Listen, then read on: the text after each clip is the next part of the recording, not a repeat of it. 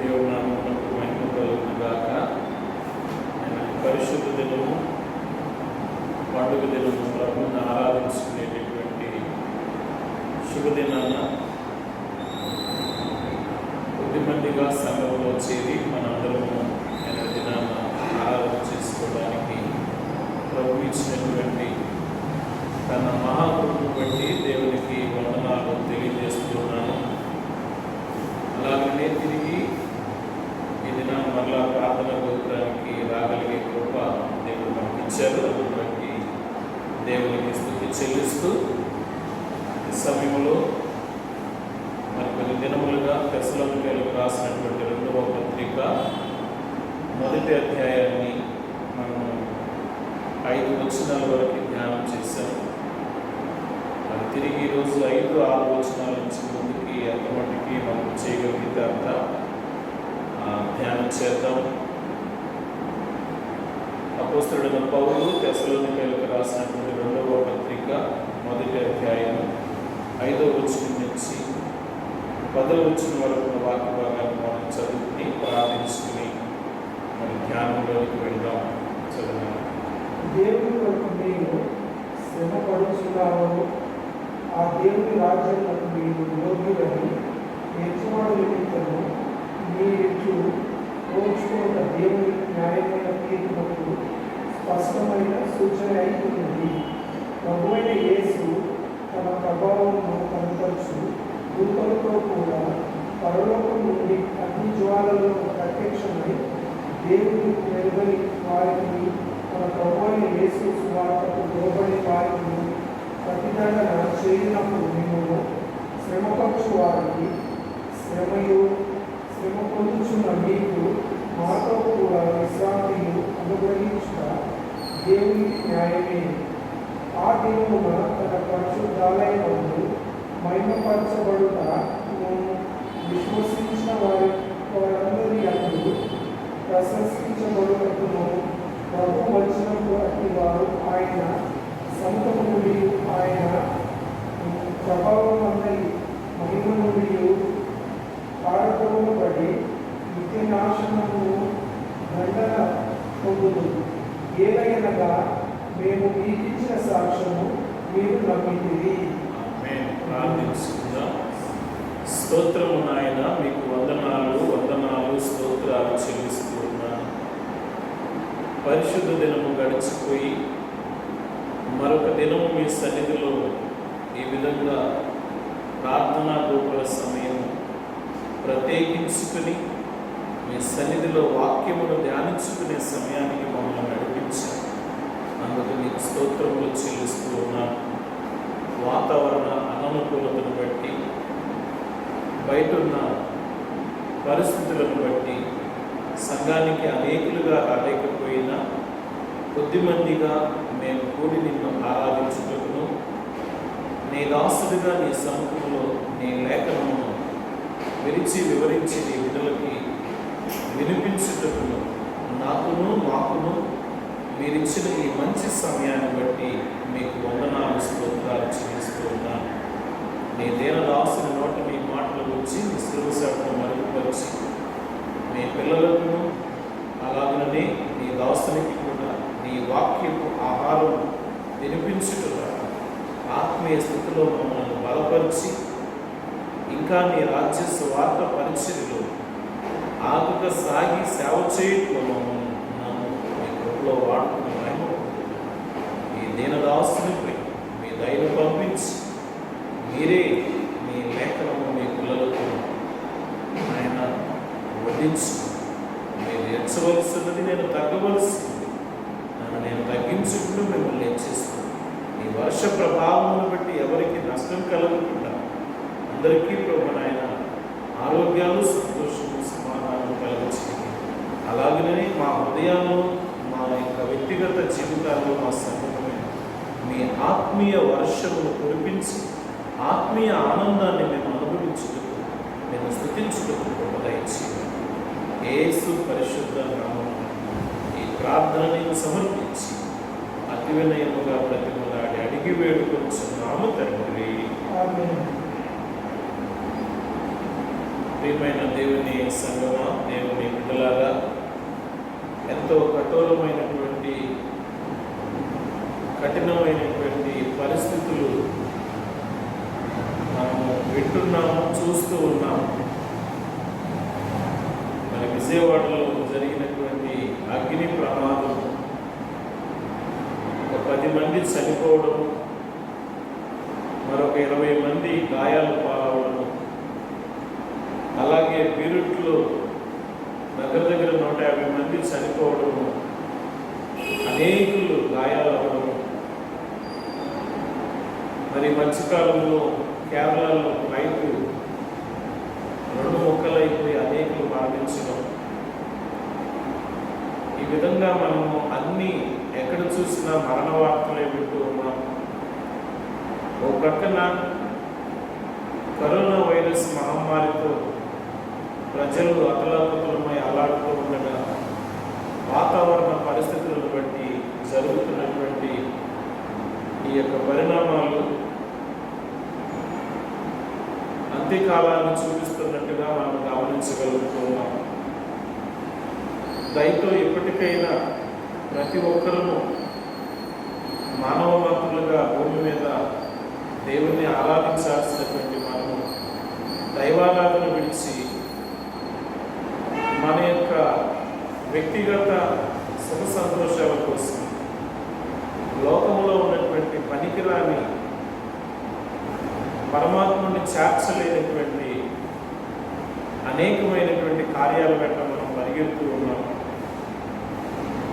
అందరూ కాకపోయినా కొంతమంది భక్తులుగా దైవ ఆలోచనలతో దేవత్వాన్ని కోరుకుంటూ ఉండగా, కొంతమంది ధనమే సర్వస్వము, లేక ఈ లోకమే మాకు చాలు, రాబోయే కాలంలో చచ్చినాక ఎవరు చూడొచ్చాడులే అనుకునే పరిస్థితుల్లో చాలామంది జీవిస్తూ ఉన్నారు.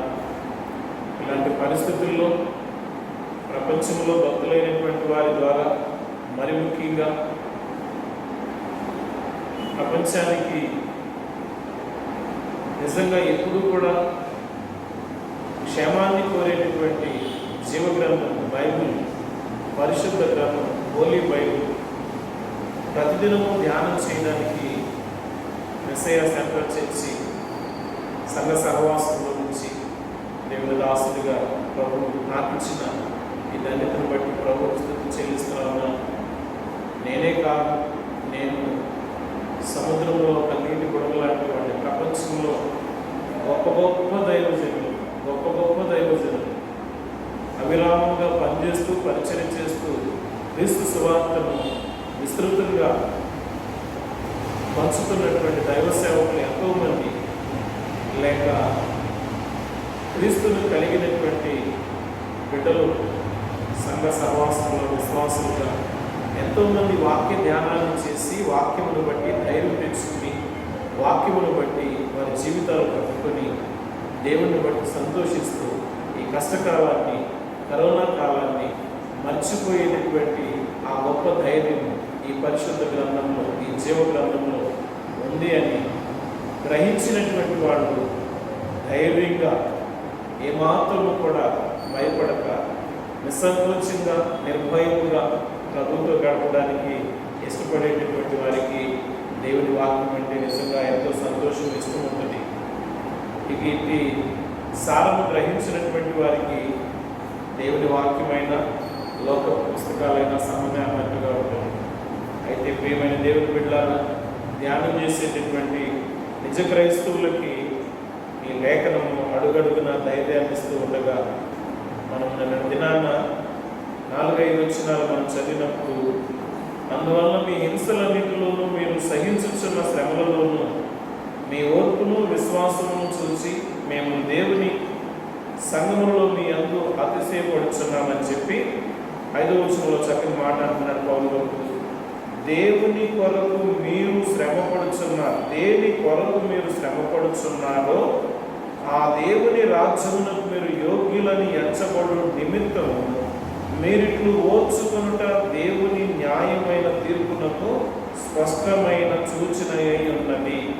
మీరెందుకు శ్రమ పడుతూ ఉన్నారు అని అంటే, దేవుని రాజ్యమును స్వతంత్రించుకోవటానికి మీరు ఈ విధంగా భూమి మీద శ్రమ పడటము స్పష్టము, శ్రమ పడటము శ్రేయస్కరము. ఇది నిజంగా ఎంతో మంచిది. ఈ మాట మనం గమనించినట్లయితే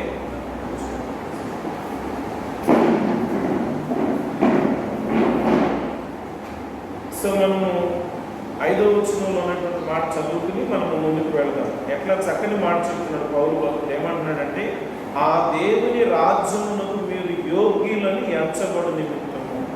దేవుని రాజ్యములో ప్రవేశించాలి అని అంటే మీరు ఈ లోకములో శ్రమలు అనుభవించాలి. శ్రమలు అనుభవించడం దేనికి అంటే దేవుని రాజ్యానికి మీరు వారసులయ్యే నిమిత్తము. ఇది న్యాయము, ఇది న్యాయము. మీరు ఇట్లు ఓర్చుకున్నట దేవుని న్యాయమైన తీర్పునకు స్పష్టమైన సూచన. ఇక్కడ ఎందుకు శ్రమ పడుతున్నారనంటే, దేవుడు న్యాయమైన తీర్పు తీర్చినప్పుడు ఆ తీర్పులో మీరు పరలోకానికి ప్రవేశించడానికి వారసులు అని చెప్పడము ఇది ఎంత ఖచ్చితము. మీరు ఇలా ఓర్చుకోవడం న్యాయమే. ఈ సమయంలో ఒక వాక్యం చదువుతున్నాము. అపోస్తుల కార్యములు 14వ అధ్యాయము 19వ వచనం నుంచి ఒక వాక్యాన్ని మనం చదువుతున్నాం. చక్కగా మనం గమనించినట్లయితే ఈ లోకంలో శ్రమ పడినటువంటి వారికి ఎలాంటి అపోస్తుల కార్యములు 14వ అధ్యాయము 19వ వచనం నుండి చదువుదాం.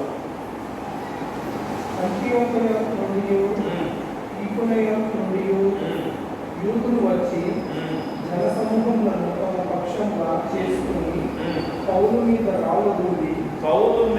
రాళ్ళు రువ్వి అతడు చనిపోయేనని అనుకొని పట్టణం వెలుపలికి అతనిని ఈడ్చిరి. సో చచ్చిపోయాడు అనుకుని రాళ్ళు పెట్టి కొట్టి చచ్చాడు అని అతనిని ఈడ్చి పట్టణం వెలుపలికి అతనిని ఈడ్చిరి. సో అతనిని పట్టణంలో కొట్టి పట్టణంలో నుంచి కనబడకుండా ప్రజల మీద మళ్ళీ తిరిగి ప్రజలు వాళ్ళ మీదకి రాకుండా ఈ యొక్క డెడ్ బాడీ అనుకుని అతన్ని పక్కన పట్టణంలోనికి ఎలుకలకు వీడ్చి. సో మనం ఎవరన్నా రోడ్డు మీద ఎవరన్నా కొట్టి తిట్టేదన్నా ఒకవేళ చచ్చిపోయాడని అనుమానం వస్తే ఆ పక్కన ఉన్నటువంటి ఆ పొదలలోనికి కంచెలలోనికి లాగి పడేసి వీళ్ళు పారిపోతారు. ఆ రోజుల్లో అంత్యక్రియలో కూడా వాళ్ళు కూడా అదే పని చేశారు. పౌలను కొట్టాలనుకున్నారు, అందరూ కలిసి కొట్టారు. కొట్టిన తర్వాత చచ్చిపోయాడు అనుకుని సో రోడ్డు మీద ఉంటే ఎవరన్నా చూసి మళ్ళీ ఎవరు చంపారని ఎంక్వైరీలు జరిగితే పట్టణము వెలుగులకి తీసుకుని వెళ్ళి పడేస్తారు. ప్రియమైన దేవుని బిడ్డలారా, ఆ రోజు రాళ్ళు పెట్టి కొట్టి చంపి పక్కన ఈడ్చి పడేస్తారు. ఈరోజు మనం చూస్తూ ఉన్నాం. సో ఈ యొక్క వైరస్ బారిన పడి చనిపోయినటువంటి వ్యక్తుల్ని హాస్పిటల్లో ఎలా మార్చరీలో పడేస్తున్నారు, లేకపోతే తీసుకెళ్ళి ఎలాగా ఆ శ్మశానాల్లో ఖాళీ కాకుండా వదిలేస్తున్నారు, లేకపోతే ఏ విధంగా వాళ్ళని ఒక ఏదో గొయ్యి తీసి ఈ యొక్క ఏమంటారు క్రెయిన్లతో ఆ యొక్క గోతులు తీపిచ్చి ఎత్తి అవతల పడేసి. ఎందుకు ఈ మాటలు నేను జ్ఞాపకం చేస్తున్నాను అంటే, మనము ఈ భూమి మీద శ్రమ అనుభవించి బాధను పొంది దేవుని న్యాయమైన తీర్పులో అవును బిడ్డ నువ్వు నా కోసము భూమి మీద శారీరకంగా ఎన్నో శ్రమలు అనుభవించావు. ఆత్మను కాపాడుకోవడం కోసం నీ శరీరాన్ని తూట్లు పొడిచి సో ఈ విధంగా నువ్వు నలగొట్టుకున్నావు. ఈరోజు కరోనా వచ్చి చనిపోయినటువంటి వారి విషయం నేను ఎందుకు జ్ఞాపకం చేస్తున్నానంటే, మనిషి చనిపోయిన తర్వాత ఏ విధంగా విలువ లేకుండా పడేస్తారో అది మనము తెలిసినా కూడా దేవుని కొరకు చనిపోవడానికి సిద్ధపడినటువంటి భక్తుల యొక్క జీవితాలు మాట్లాడుకోవాలి. ఈరోజు కరోనా వచ్చి చచ్చిపోయిన వారి గురించి కాదు నేను మాట్లాడేది. దేవుని యొక్క పరిచర్య నిమిత్తము పౌలు భక్తుడు తన శరీరాన్ని ఎలాగా దేవునికి అర్పించుకున్నాడు అనేది ఈ భాగంలో మనకు అర్థమవుతుంది. చదువుతాడు. అయితే శిష్యులు అతని చుట్టూ నిలిచి ఉండగా అతడు లేచి మాట గమనించారు మనం. వాళ్ళు కొట్టి లాగి అవతల పడేసి వెళ్ళిపోతే అప్పుడు గురువు గారిని కొడుతున్నప్పుడు ఆయన శిష్యులు ఆ చెట్టు చాటున ఈ చెట్టు చాటున ఉన్నారు. సో కొట్టిన వాళ్ళు లాగి అవతల పడేసి వెళ్ళిపోయిన తర్వాత అయ్యో గురువు గారికి ఏమైందో అని గబగబా పరిగెత్తుకొచ్చి, ఎవరికైనా ప్రాణభయమే, వాళ్ళని ఎదిరించలేక వెళ్ళి చాటుకు దాక్కున్నారు. ఆ తర్వాత పరిగెత్తుకొచ్చారు. ఇదంతా అక్కడ రాయబడకపోవచ్చు కానీ పరిగెత్తుకుని వచ్చి గురువు గారి చుట్టూ నిలబడి వారు ప్రార్థన చేశారు. దేవుడు వాళ్ళ ప్రార్థన విని పౌలు భక్తుడిని నిలబెట్టాడు. ఆయన తిరిగి లేచి అతడు లేచి పట్టణంలో ప్రవేశించి ఒకసారి ప్రైజ్ లార్డ్ చెప్తామనండి. దేవునికి మహిమ కలగాలి. Praise the Lord, hallelujah, praise the Lord, hallelujah. ఎందుకు ఈ మాట దేవునికి మహిమ కలగాలని చెప్తున్నానంటే, అంతగా కొట్టి రాళ్లతో కొట్టి పడేసి అతడు చచ్చిపోయాడు అనుకునే నిర్ధారణతో ఒక కుక్కని ఏడ్చినట్టుగా పొదలోనికి, రోడ్డు పక్కకి, పట్టణం వెలుగుటికి లాగి పడేసిన తర్వాత కూడా అతడు మరలా తిరిగి లేచి పట్టణంలోనికి వెళ్ళి ప్రవేశించి మరునాడు ఇంకొక భక్తుడితో ఆ రోజు పట్టణంలోనికి వెళ్ళి, దెబ్బలు తిన్నటువంటి వ్యక్తి ఎలాగైనా వెళ్ళి ఎవరైనా సేవ చేస్తారండి? ఇది దేవుని కార్యము, దేవుని యొక్క శక్తి, దేవుని యొక్క సహవాసము, దేవుడు అతనికి తోడుగా ఉన్నాడు అనడానికి నిదర్శనం. అతడు పట్టణంలోనికి వెళ్ళి బర్నబాతో కూడా సో బర్నబాతో ఇంకొక సహోదరుణ్ణి కలుపుకున్నాడు. ఎందుకనంటే శిష్యులు అంత ఎదిగిన వారు కాదు, శిష్యులు అంత బలవంతులు కాదు. సో పౌలు ఏది చెబితే చేయడానికి పౌలు వెంట పరిగెత్తేటటువంటి ఈ యొక్క శిష్యులకి కొంత తోడు ఉండాలి. పౌలు గారు కొంత గాయాలతో ఉన్నాడు కనుక సో అతను అసలు మరణించాడు అనుకున్నటువంటి సమయంలో లేచి మరలా తిరిగి దేర్బేకు వెళ్ళేటప్పుడు అక్కడ మరొక బర్నబా సహోదరుణ్ణి, ఎందుకంటే మొట్టమొదటిగా సేవలోకి వచ్చినటువంటి సౌలు పౌలుగా మారితే ఎవరు నమ్మని సమయంలో బర్నబా అతనికి ఎప్పటికప్పుడు తోడున్నాడు, చెయ్యందించాడు. కాబట్టి ఇప్పుడు అట్టి బర్నబానయ్యా ఈ సమయంలో కాస్తంతా మరి మేము శ్రమలో ఉన్నాం, మీరు కూడా మాకు తోడు రండి బర్నబాను తోడు పెట్టుకొని బయలుదేరిపోయాను. సో వారు ఆ పట్టణంలో సువార్త ప్రకటించి, నేను ఎందుకు ఇంత నొక్కి చెప్తున్నానంటే గమనించండి ప్రియమైన దేవుని బిడ్డ. రెండవ తెస్సలోనికైలకు రాసిన 2వ పత్రిక 1వ అధ్యాయం 5-6 వచనాలలో వాళ్ళు శ్రమ ఎందుకు పడ్డారు అని అంటే, దేవుడు ఒక రోజు న్యాయమైన తీర్పు తీరుస్తాడు, ఆ తీర్పులో మేము నీతిమంతులుగా కనబడాలి అనంటే ఈ దెబ్బలు తిన్నటువంటి శరీరముతో కూడా వాళ్ళు సేవ చేస్తారన్నారు. దీనికి మనం ఇంకా కొంచెం ముందుకు వెళ్ళినట్లయితే అపోస్తుల కార్యములు 16వ అధ్యాయంలో మనం చూసినట్లయితే 21వ వచనం నుంచి పౌలు శీలలు వెళ్ళి సో స్వార్థ ప్రకటిస్తుంటే అక్కడ ఉన్నటువంటి వారందరూ వారిని బెత్తాలతో కొట్టి వారిని అధికారులకు అప్పచెప్తే అధికారులు తీసుకుని వెళ్ళి చెరలో పెట్టారు. చెరలో ఎలా పెట్టారు? కాళ్ళకి చేతులకి బండ వేసి బిగించి ఆ అధికారికి అప్పచెప్పి వీరిని ఎట్టి పరిస్థితుల్లో కూడా విడిచిపెట్టడానికి వీరు మత మార్పిడి చేస్తూ ఉన్నారు. సో మన యొక్క ప్రాంతాన్ని అంతటిని కూడా మార్చేస్తూ ఉన్నారు. వీళ్ళు ఏ విధంగా కూడా బయటికి రావడానికి వీల్లేదని అంత కఠినమైనటువంటి ఆజ్ఞలతో సెరలో పెట్టారు. అపోస్తుల కార్యములు 14వ అధ్యాయంలో మనం ఈ మాటలు చూడగలం. అక్కడ అలాంటి సమయంలో కూడా ఓ ప్రక్కన రక్తం కారుతూ ఉన్నప్పటికీ, ఓ ప్రక్కన శరీరం అంతా గాయాలు ఉన్నప్పటికీ పౌలు శీలలు పాటలు పాడి ప్రార్థన చేసి ప్రభువుని కనపరిచినప్పుడు చెరసాల బద్దలయ్యను. అక్కడ బంధకంలో ఉన్నటువంటి వారి చెరలో ఉన్న బంధకాలన్నీ విడిపోయేను అని వాక్యం ఉంది. పౌలు గారి యొక్క అనుభవాలు మీకు నాకు ఈరోజు తెలియపరచడానికి దేవుడు ఇష్టపడి, మనం ఏమంతా మంచివాళ్ళమో గొప్పవాళ్ళమో కాకపోయినా పాపులము ప్రభువు యొక్క బిడ్డలుగా మనము ఈ విషయాలు తెలుసుకుని ప్రభు బిడ్డలుగా మారి పరిశుద్ధులమై పరలోకంలో మనం కూడా ప్రవేశించాలి. పూర్వభక్తులు ఏ విధంగా శ్రమపడి దేవుడిచ్చే న్యాయమైన తీర్పుకి నిలబడ్డారో ఈరోజు నీవు నేను కూడా ఆ విధంగా ఈ లోకపు శ్రమలు ఎన్నైనా వాటిని ఎదిరించి నీవు దేవునితో కూడా నిలబడినప్పుడు దేవుడు ఖచ్చితంగా న్యాయమైన తీర్పు తీరుస్తాడు. న్యాయమైన తీర్పు. నువ్వు ఎలాంటి కష్టపడ్డావు, నువ్వు ఎలాంటి శ్రమలు కూర్చావు, నువ్వు ఎంత బాధ దేవుని కోసం, నీ శరీరాన్ని ఎంత నలుగుపెట్టుకున్నావు, ఆత్మీయంగా ఎంత దిగులు చెందావు, ఇవన్నీ దేవుడు చూస్తాడు. చూసి దేవుడు నీకు ఇచ్చేటటువంటి తీర్పు ఏమిటంటే, బిడ్డ నీవు పడిన శ్రమ నాకు తెలుసు, నీవు పడిన శ్రమ నాకు తెలుసు, కాబట్టి నేను నిన్ను ఇదిగో ఈ నిత్యరాజ్యానికి వారసుని చేస్తున్నా, లేక నీకు ఈ బహుమానాలు ఇస్తున్నా, లేక నీకు ఈ యొక్క దేవదూతలతో కలిసి నన్ను ఆరాధించే ఈ ధన్యత నీకు ఇస్తున్నానని ప్రభువు ఇస్తాడు. ఇది న్యాయం.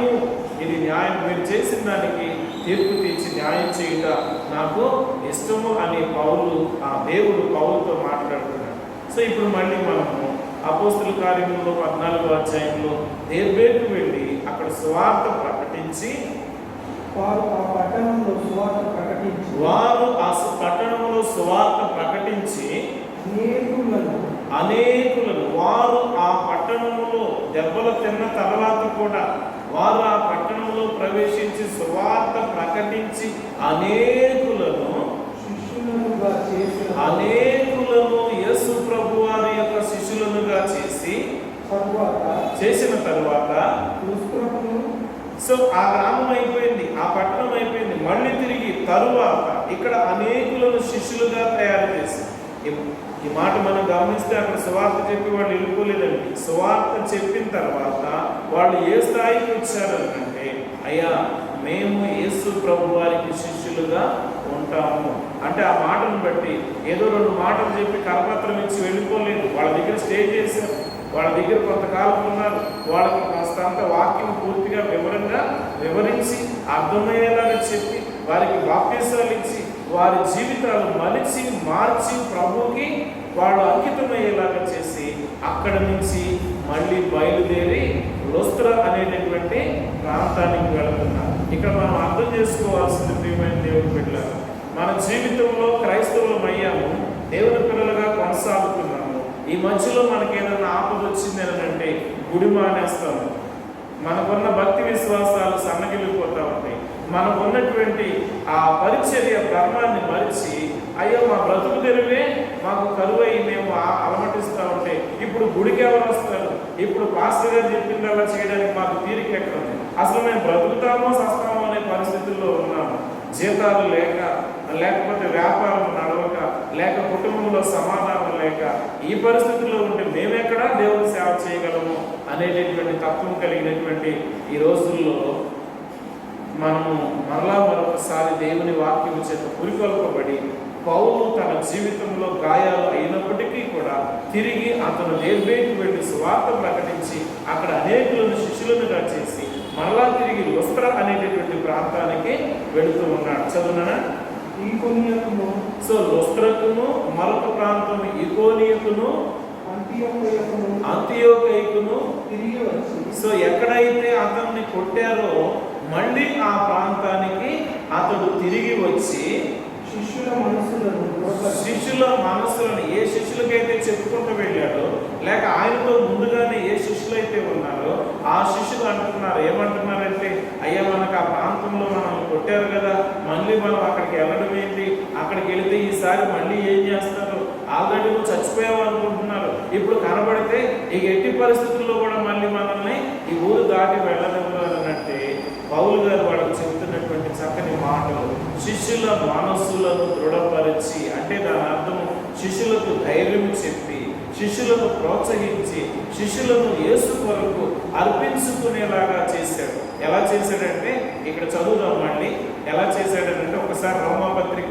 12వ అధ్యాయము ఇది పట్టుకోవాలి, ఇది చదవాలి మళ్ళీ. సో కాబట్టి మనం రోమాపత్రిక 12వ అధ్యాయము మొదటి 2 వచనాలు చదువుతాం. శిష్యుల మనసులు ఎలా దృఢపరచబడినాయో అక్కడ చదువుదాం మనం. కాబట్టి సహోదరులారా, సో మనకి గాయాలు తగిలినాయి, అయినప్పటికీ గాయాలు తగిలినాయి కాబట్టి సహోదరులారా పరిశుద్ధమును దేవునికి అనుకూలమైన, సో దేవుని పిల్లలము కాబట్టి మనము దేవుని పిల్లలము కాబట్టి పరిశుద్ధమును దేవునికి అనుకూలమునైన సజీవ యాగముగా మనము యేసుక్రీస్తు ప్రభువును సజీవముగా తన శరీరాన్ని సిలువకు అప్పగించి మన కోసం ఎలాంటి త్యాగము చేశాడో అలాంటి త్యాగము ఈరోజు సజీవ యాగముగా మన శరీరములను మీ శరీరములను ఆయనకు సమర్పించుకుని, నేను చచ్చిపోయానని పడేశాడు కదా, నేను బ్రతికిలేనా, ప్రభు శక్తి నా వెనక రాలేదా, ప్రభు కృప నాతో లేదా, నన్ను కొట్టి చంపి పడేస్తే మీ కళ్ళతో చూశారు, మీరు ప్రభువుకి ప్రార్థన చేశారు, మీ ప్రార్థన విని దేవుడు నన్ను లేపలేదా, నా శరీరాన్ని మళ్ళీ తిరిగి దేనికి దేవుడు వాడుకోవటం లేదా? అలాగే మీ శరీరాలను కూడా సజీవ యాగముగా దేవునికి సమర్పించుకునుడని. దేవుని వాత్సల్యమును బట్టి, సో దేవుని మహావాత్సల్యత, దేవుని కృప నా మీద ఉంది. ఆ వాత్సల్యమును బట్టి మిమ్మల్ని బతిమాలుకొనుచున్నాను. మిమ్మల్ని కూడా బ్రతిమలాడుతున్నాను. దెబ్బలకు భయపడొద్దు, శరీరానికి ప్రాధాన్యత ఇవ్వద్దు. ప్రభువు మహావాత్సల్యత మన మీద ఉన్న సత్యాన్ని మీరు గుర్తెరగండి.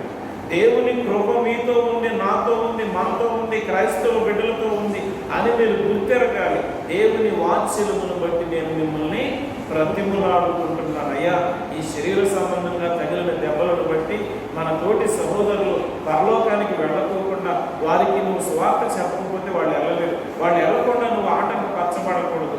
నీకు దెబ్బలు తగిలినా పర్వాలేదు, నీ శరీరానికి ఎంత గాయాలైనా పర్వాలేదు, వాళ్ళు నిన్ను ఎంత తిట్టినా ఎంత కొట్టినా, నిన్ను చంపి పడేస్తామని చెప్పినా వాళ్ళకు మాత్రం నువ్వు స్వార్థ చెప్పాలి. వాళ్ళకు మాత్రం యేసు మార్గాన్ని చూపించాలి. వారికి మాత్రము నిత్యరాజ్యం దొరికేలాగా నువ్వు చేయాలి. అందుకు నీవు నీ శరీరాన్ని సజీవ యాగముగా సమర్పించుకోవాలని నేను మిమ్మల్ని వినయముతో బ్రతిమలాడుకుంటూ ఉన్నాను. సో వాత్సల్యమును బట్టి దేవుని వాత్సల్యత కాదా? నేను కళ్ళతో చూశారు మీరు. నేను చచ్చానని పక్కన పడేస్తే కూడా నేను లేచానంటే ఇది దేవుని కృప, దేవుని వాత్సల్యత, దేవుని సన్నిధి. నాకు తోడున్నట్టే మీకు కూడా తోడుగా ఉంటుంది. అయితే నేను అర్పించుకున్నట్టే మీరు కూడా మీ యొక్క శరీరాన్ని సజీవ యాగముగా సమర్పించుకున్నాడని మిమ్మల్ని వాత్సల్యముతో బ్రతిమలాడుతున్నాను. ఇట్టి సేవ మీకు యుక్తమైనది. ఇలాంటి శ్రమలు పడడం మనం తెస్సలోనిక 2వ పత్రికలో చూసి 5వ వచనంలో చూసింది ఆ మాటే ఉంది. ఏమని అంటున్నాడంటే, మీరిట్లు ఓర్చుకున్నట్టే దేవుని న్యాయమైన తీర్పునకు స్పష్టమైన సూచన అయి ఉన్నది. ఆ తర్వాత ఏమంటాడనంటే 5వ వచనంలో, దేని కొరకు మీరు శ్రమపడుచున్నారు, ఆ దేవుని రాజ్యమునకు మీరు యోగ్యులను ఎంచబడు నిమిత్తము మీరిట్లు ఓర్చుకున్నట్టు దేవుని న్యాయమైన తీర్పు. ఆ పై 4వ వచనంలో ఇలా చేయుట యుక్తము అంటున్నాడు. ఇలా చేయుట యుక్తము. మీరు నా వలెనే దేవునికి సేవ చేసి దేవుని వాత్సల్యము పొందుకొని ప్రపంచానికి మీరు ఒక సందేశాన్ని ఇవ్వాలి. ఈ భూమి మీద ఉన్న ప్రజలందరికీ రక్షణ కలిగేటట్లుగా మీ శరీరములను సజీవ యాగముగా దేవునికి సమర్పించుకోనండి. ఇది న్యాయము, ఇది యుక్తము, ఇది సరైన విధానము, ఇది కరెక్ట్. మనము శ్రమ పడటమే మేలు. ఇక్కడ శ్రమ పడుతున్నాము కనుక పరలోకములో ప్రభు ఎదుట నిలిచేటటువంటి మహాభాగ్యము దేవుడు నీకు నాకు ఇస్తాడు. నాకు ఇచ్చిన దేవుడు నీకు కూడా ఇస్తాడు. అందుకే నేను నిన్ను దేవుని వాత్సల్యమును బట్టి నేను నిన్ను బ్రతిమలాడుతున్నాను అని చెప్పి ఇప్పుడు మనం మళ్ళీ తిరిగి అపోస్తల కార్యములు 14వ అధ్యాయం. సో అక్కడ వస్త్రకు వెళ్ళారు, ఇకోనియకు వెళ్ళారు. అక్కడ చెప్తున్నటువంటి మాట మరొకసారి జ్ఞాపకం చేసుకున్నాం. చదువు. శిష్యుల మనస్సులను దృఢపరచి విశ్వాసమందు నిలకడగా ఉండవలని. గమనించాలి ప్రియమని, విశ్వాసము, దేవుడు మమ్మల్ని ఏ ఆపద నుంచైనా తప్పిస్తాడు అనే విశ్వాసమునందు నిలకడగా ఉండవలననియు అనేక శ్రమలను అనుభవించి, అనేకమైన శ్రమలు ఈ భూమి మీద కలుగుతాయి. వాటిని అనుభవించి మనము దేవుని రాజ్యంలో ప్రవేశింపవాలని. సో చూడండి, ఇందాకనేమో దేవుని వాత్సల్యమును బట్టి మిమ్మల్ని బ్రతిమలాడుకున్నాం. ఇప్పుడు అంటున్నాడు, మనము దేవుని వాత్సల్యమును బట్టి మనము దేవుని రాజ్యంలో ప్రవేశింపవలనని. మీరు, నేను అందరము ఈరోజు క్రైస్తవులుగా మనమే సంఘానికి వచ్చి మనమే దేవుడి దగ్గరికి వెళ్ళిపోవాలనుకోకూడదు. మన చుట్టూ ఉన్నటువంటి సహోదరులు కూడా పరలోకానికి రావాలని కోరుకోవాలి. అదే పౌలు చెబుతున్నాడు. మనము శ్రమలు అనుభవించి దేవుని రాజ్యంలో ప్రవేశింపవలనని వారికి ఆయన హెచ్చరిక చేశాడు. ప్రియమైన దేవుని బిడ్డలారా, ఎలాంటి హెచ్చరిక అంటే అర్థం అవ్వడం కోసం ఒక ఉపమానం చెప్తున్నాడు. సో మనకి ఏదన్నా గవర్నమెంట్ వాళ్ళు ఏదన్నా డబుల్ బెడ్రూమ్ ఇస్తున్నారనో, లేకపోతే ఏదన్నా ప్లాట్ ఇస్తున్నారనో, అది ఈరోజు టీవీల్లో అడ్వర్టైజ్మెంట్ వస్తుంది. కానీ ఒకప్పుడు సో అది ఎలాగంటే ఒక సాటింపు లాగా చేసేవాడు.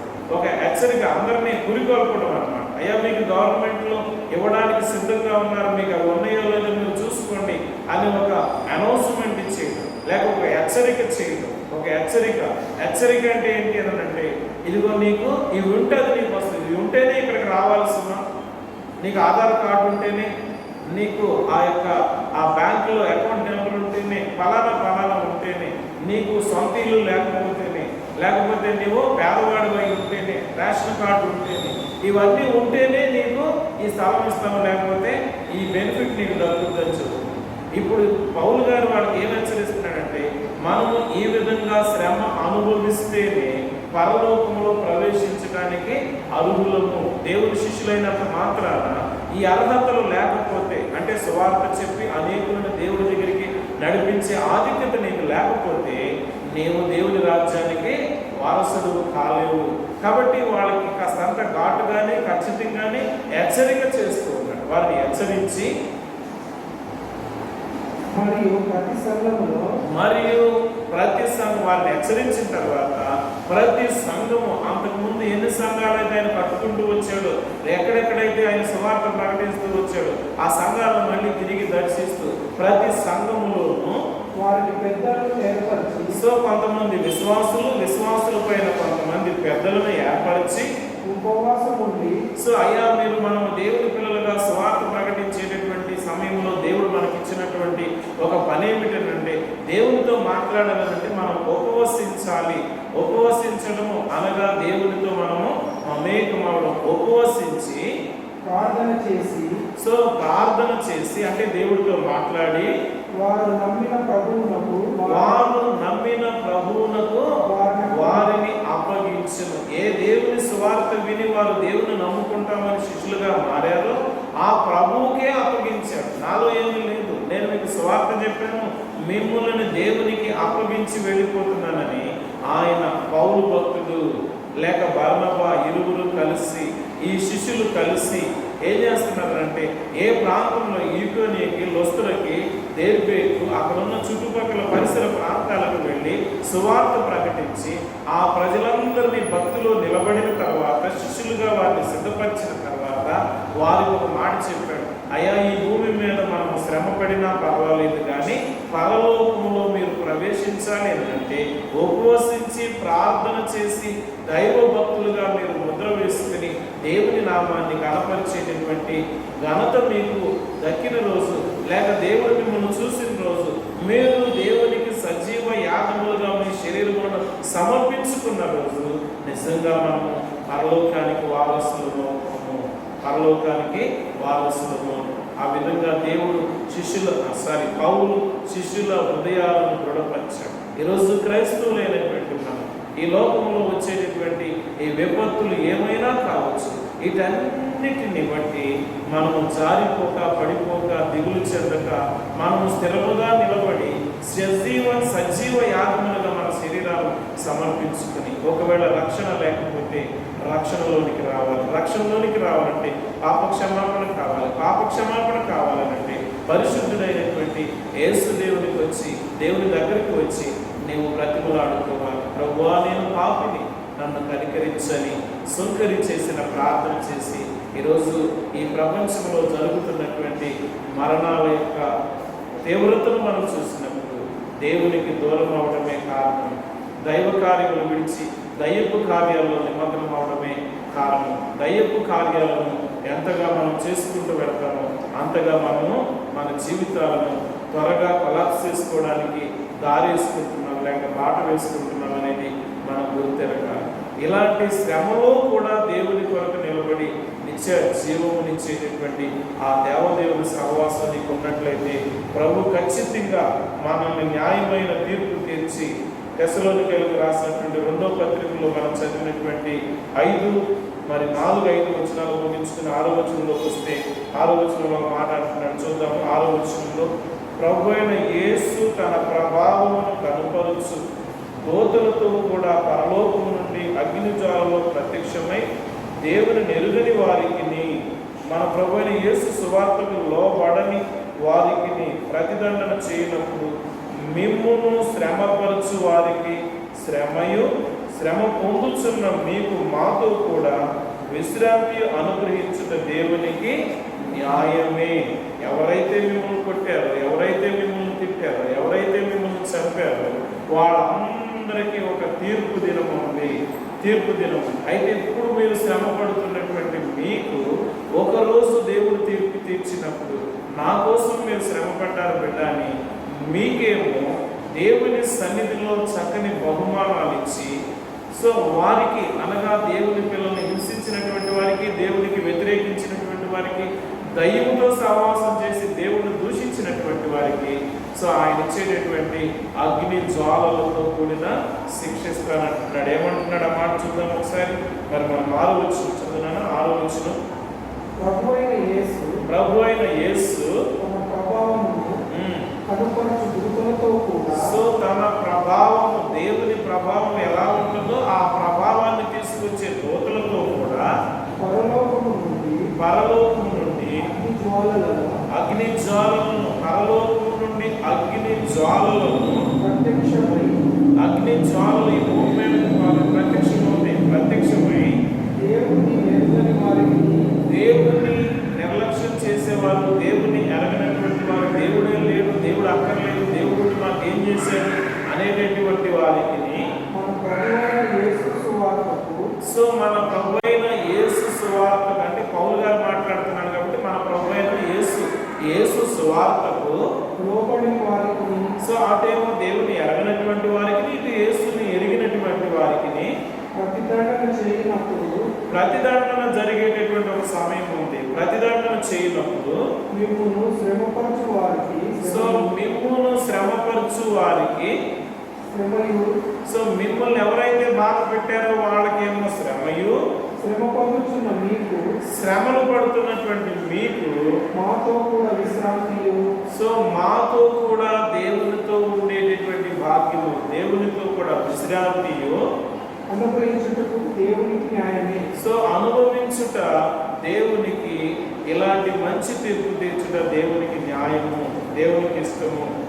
ఇలా మిమ్మల్ని శ్రమ పెట్టిన వారికి ఏమో శ్రమనిస్తాడు, దేవుని కోసం శ్రమ పడినటువంటి వాళ్ళేమో దేవునితో కూడా ఉండేటటువంటి తీర్పు తీరుస్తాడు. అలా తీర్పు తీర్చడము న్యాయవంతుడైనటువంటి దేవునికి అది న్యాయమే, అది సరైనది, అది చక్కగా చెప్పాడు అనేటటువంటి విషయాన్ని అక్కడ పౌలు భక్తుడు బయలుపరుస్తూ ఉన్నాడు. అన్యాయం చేసేవాడు వచ్చి న్యాయం చేయడం కష్టం, న్యాయం చేసేవాడు వెళ్ళి అన్యాయం చేయడం కూడా కష్టం. అన్యాయానికి అలవాటు పడిన వాళ్ళు అన్యాయం చేస్తారు, న్యాయం చేయడానికి అలవాటు పడిన వాళ్ళు న్యాయం చేస్తారు.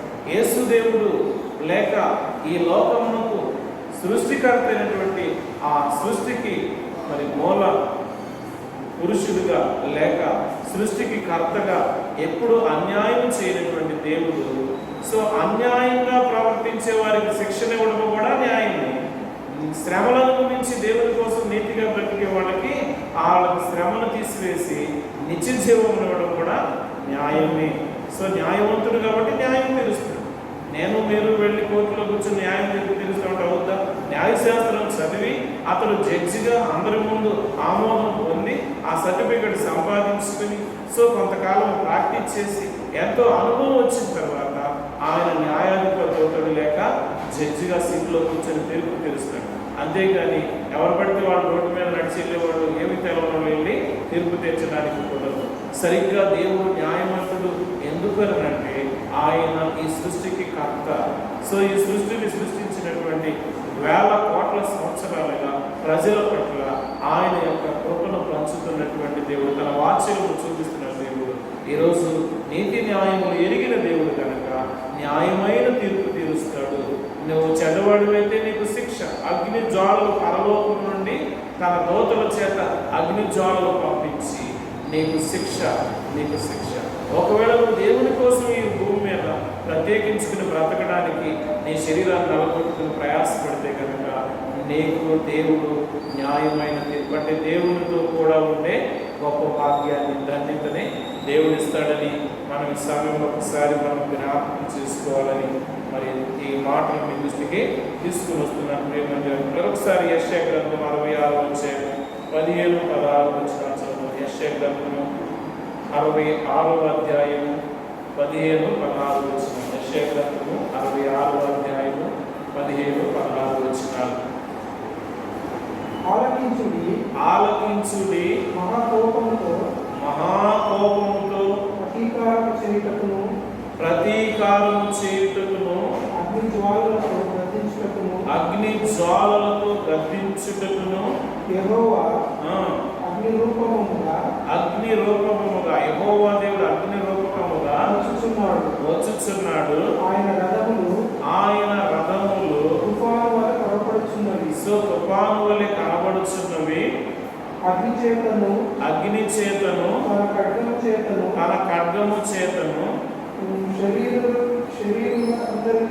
శరీరుల అందరితో ఆయన శరీర సంబంధమైనటువంటి మనుషులందరితో వ్యాఖ్యమాడు. ఎందుకు ఈ మాట నేను జ్ఞాపకం చేస్తున్నానంటే, ఇప్పుడు వరకు మనం పౌలు భక్తులు రాసినటువంటి 2వ తెస్సలోనిక పత్రికలో చూస్తున్నాం.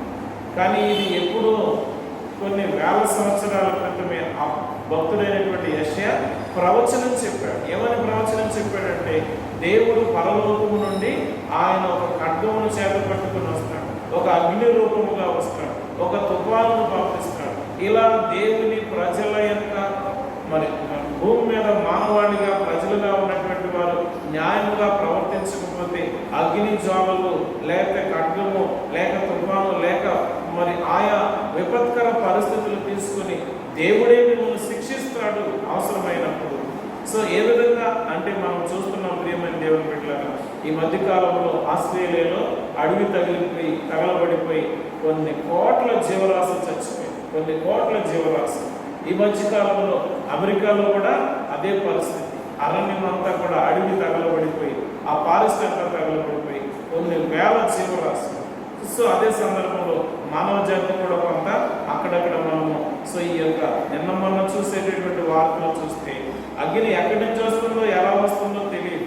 చక్కగా మరి చక్కని హోటల్ విజయవాడలో అది ప్యాలెస్, ఆ మంచి ప్యాలెస్లో సో రోగులకి నయం చేపిద్దామని డాక్టర్లు ప్రయత్నం చేస్తూ ఉన్నారు.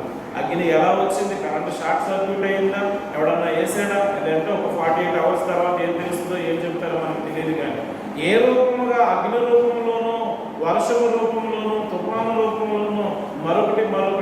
సో కేరళలో ఫ్లైట్ ఎందుకు పడిపోయింది అంటే వర్షం వస్తుంది, అతనికి సరిగా ఆ యొక్క రన్వే దిగటం తెలవక ఏదో మొత్తం మీద లోయలో పడిపోయి కొన్ని మరి ఎంతోమంది చనిపోయారు. ఇలాగా రకరకాలుగా దేవునికి ఆయాసం కలిగించి మానవ జీవితాన్ని నిన్ను భూమి మీదకి దేవుడు పంపించిన మనుగడను మర్చిపోయి నీకు ఇష్టమైనటువంటి జీవితాన్ని జీవించడం ప్రారంభించినప్పుడు ఈ విధంగా మనం ఎప్పుడో ఏ విధంగానో తీర్పుకు గురై రాలిపోయే పరిస్థితులు రాకముందే, దుర్దినములు రాకముందే అంటాడు దానియేలు గ్రంథం 12వ అధ్యాయం. సో ఇలాంటి విపత్కర పరిస్థితులు, దుర్దినములు రాకముందే నేను వాక్యమును గ్రహించి జ్ఞానముతో దైవత్వాన్ని సంపాదించుకుని దేవుని దగ్గరికి వెళ్ళడము న్యాయం. లేదు అంటే దేవుని ఉగ్రత మన మీదకి రావడము కూడా న్యాయం. ఎందుకనంటే ముందుగానే మనకి పరిశుద్ధ లేఖనాలను ఇచ్చి లేఖనము ప్రకారముగా దైవత్వాన్ని మనం సంపాదించుకోవాలని. సో మన పిల్లలకి ఒక సంవత్సరం అంతా చదివించిన తర్వాత పరీక్షలు పెడతాం, అంతేగా చదవకుండా పరీక్షలు పెడతాం. దేవుడు మనకి జీవగ్రంథం ఇచ్చి అనేక మంది భక్తులను పంపించి నీకు సువార్త అందించి పరలోకము నరకము రెండు ఉన్నాయి, నీకు ఏది కావాలో నువ్వు భక్తిగా ఉంటే కనుక పరలోకానికి వస్తావు, ఒకవేళ మోసత్వంతో ఉంటే నరకానికి వెళ్తావు. అంత క్లియర్గా చెప్పిన తర్వాత కూడా నీవు దేవుని మాటకు లోపడకపోతే నీ మీదకి అగ్ని పంపించడం లేక నిన్ను అగ్నిలో పడేయడము దేవునికి న్యాయమే. చెప్పి చేస్తున్నాడు కాబట్టి న్యాయమే. ఇది తెలుసుకున్న తర్వాత కూడా నీవు దేవుని ఉగ్రతకు గురవుతావా, లేక దేవుని బిడ్డగా ఈ రోజైనా ఈ లోక సంబంధమైన నీ ఆశలను చదువుకొని పరసంబంధమైన ప్రభు యొక్క చిత్తాన్ని నెరవేర్చడానికి నీ మనస్సును మార్చుకోగలిగితే, మన మనస్సులు ప్రభుకి అప్పగించుకోగలిగితే, పరిశుద్ధాత్మ దేవుని సహాయంతో మన జీవితాన్ని కొనసాగించుకోగలిగితే మనం దేవునితో కూడా ఉంటాం, లేకపోతే అగ్ని పాలవుతాం అనేటటువంటి సత్యాన్ని మనం ఇక్కడ జ్ఞాపకం చేసుకుంటా ఉన్నాం. మరొక వాక్యం చూద్దాం. కొరింథీయులకు రాసినటువంటి మొదటి పత్రిక 3వ అధ్యాయం 12-13 వచ్చిన అపోస్తలుడైన పౌలు కొరింథీయులకు రాసిన మొదటి పత్రిక 3వ అధ్యాయం 12-13 వచ్చిన ఒకసారి చదువుకుంటున్నాను. ఎవడైనను ఈ పునాది మీద బంగారము, వెండి, వెలగల రాళ్ళను, కర్ర, గడ్డి, కొయ్యకాలు మొదలైన వాటితో కట్టిన ఎడల వాని పని కనబడదు.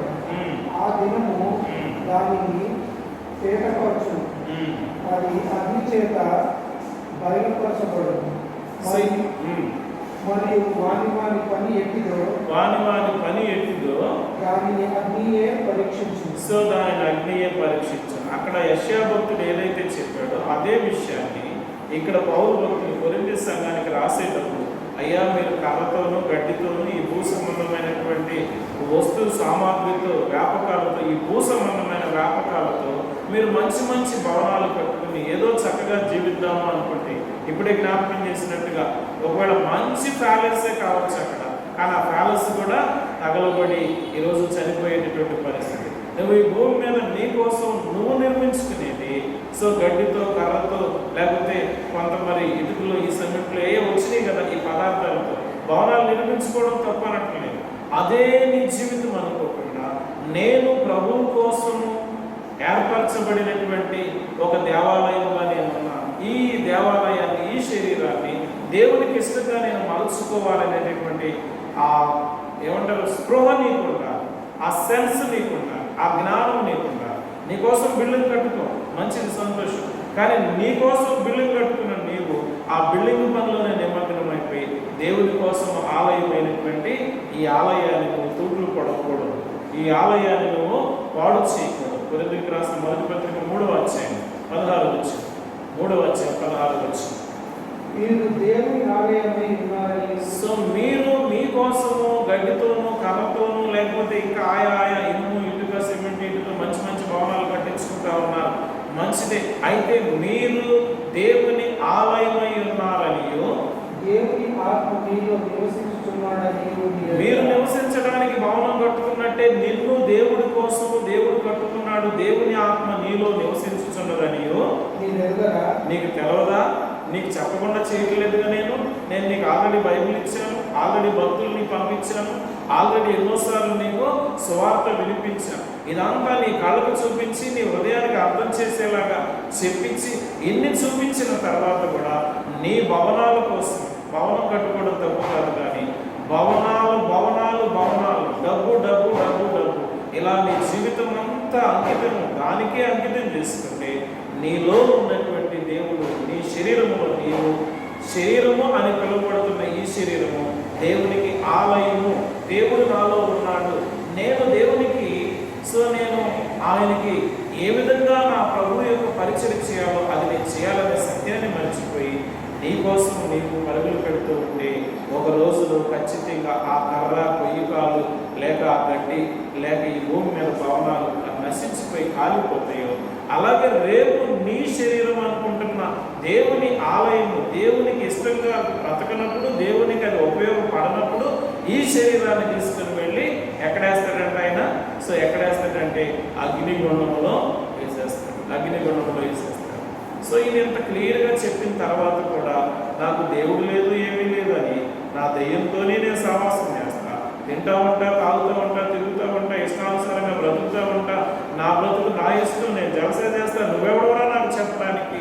సో నువ్వు ఇంకొకసారి బైబిల్ గీబుల్ చెప్పావంటే బాగోదని ఈరోజు ఎంతోమంది దేవుడి సేవకులను దూషించి, ఎదిరించి, ఎదురాడి, అవసరమైతే కొట్టి చంపిన సందర్భాలు కూడా ఉన్నాయి. ప్రియమైన దేవుని బిడ్డలారా, ఈ యొక్క ఉదయకాల సమయంలో మరొకసారి దేవుని నామం పేరిట వాత్సల్యముతో, దేవుని వాత్సల్యంతో ఆనాడు పౌలు బ్రతుకులాడినట్టుగా ఈరోజు మిమ్మల్ని నేను బ్రతుకులాడుతున్నాను. దయచేసి మనము భవనాలు కట్టుకోవడం తప్ప అనట్లేదు, వ్యాపారం చేయడం తప్ప అనట్లేదు, డబ్బు సంపాదించడం తప్ప అనట్లేదు, కానీ దేవుని కొరకు మనం ఏమైనా చేయగలుగుతున్నామా? దేవుని యొక్క న్యాయమైన తీర్పులో నిలబడగలిగేటటువంటి పరిచర్య మనము మొదట చేయాలి. లేక దేవుని గురించి మొదట మన హృదయాన్ని కొంత సమర్పణ చేసుకోవాలి, దేవుని కోసం ప్రత్యేకించుకోవాలి.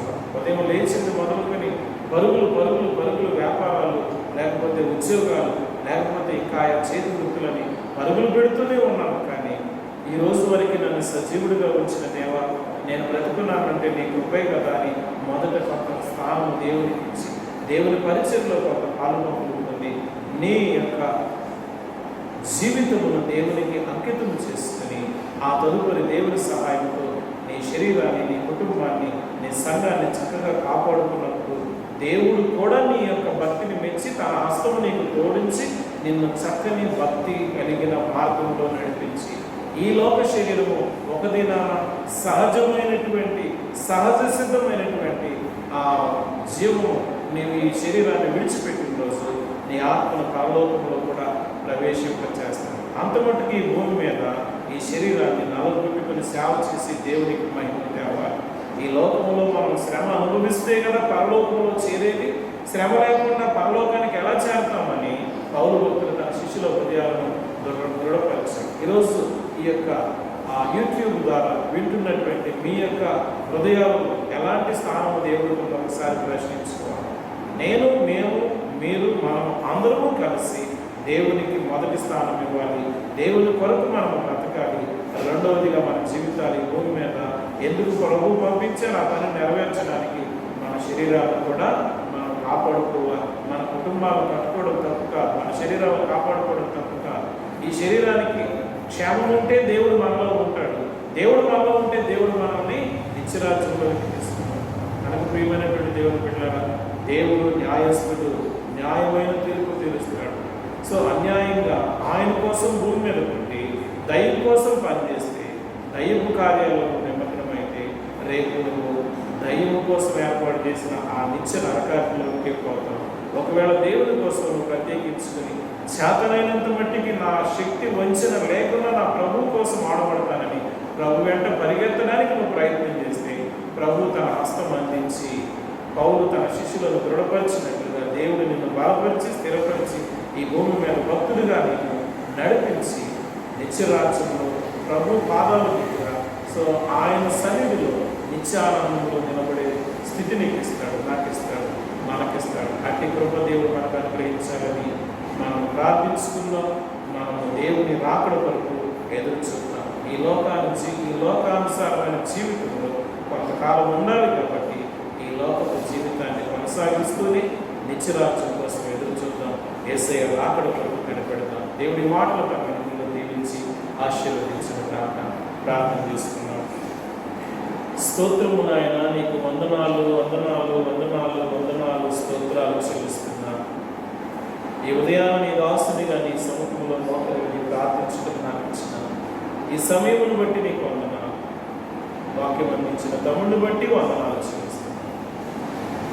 నీ మహాకృపను బట్టి అయ్యా ప్రతిదినము మందిరములో అడుగుపెట్టే భాగ్యం, మిమ్మల్ని గురించి అయ్యా పాడుటకును ఆరాధించుటకును మాకు కావలసినవి అడిగి పొందుకున్నట్టును తిరిగి నా ప్రభా పొందిన దానికి మీకు వందనాలు చెప్పి ఈరోజు మీ పిల్లలుగా కొనసాగేటటువంటి కృప మాకు ఇచ్చారు. మాకు దొరికిన ఈ ధన్యత, మాకు దొరికిన ఈ రక్షణ, మాకు దొరికిన ఆ నిత్య జీవపు మార్గము ఇతరులకు కూడా మీరు అందించాలని మీరు మాకు ఆజ్ఞించారు కనుక ఇదిగో మా శక్తుల శక్తి వచ్చిన లేకుండా చేతనైనంత మటుకు నేను పిల్లలకి వాక్యం తెరిచి వివరిస్తూ పంచుతూ ఉన్నాను.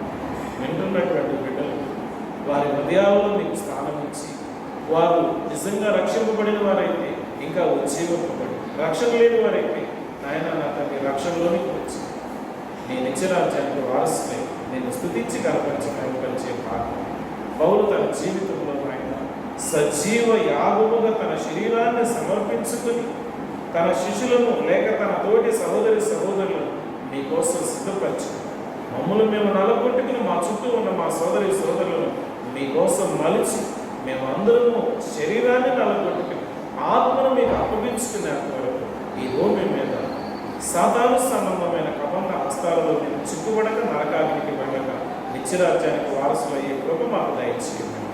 ఈ దీనదాసుని ప్రార్థన సంఘంలో చేర్చుకున్నాను. నా కోసం మా కోసం కర్మ నుండి దిగి వచ్చి సిలువను సహించి మరణాన్ని జయించి మా కోసం ప్రాణం పెట్టి మమ్మల్ని అందరినీ మీతో కూడా సంధి కుదిర్చి యేసు పరిశుద్ధ నామమున ఈ ప్రార్థన నీకు సమర్పించి అతివినయంగా బ్రతుకున్నాడు అడిగి వేడుకుంటున్నాను తండ్రి. తండ్రి అయిన దేవుని ప్రేమ, మన ప్రభు అయినటువంటి యేసుక్రీస్తు కృప, పరిశుద్ధాత్మ అన్యోన్య సహవాసం ఇప్పుడు ఎల్లప్పుడూ సదాకాలం మనందరికీ ఆయన ప్రేమించే సర్వలోకానికి ఆయన కృపతోడైన నడిపించును గాక.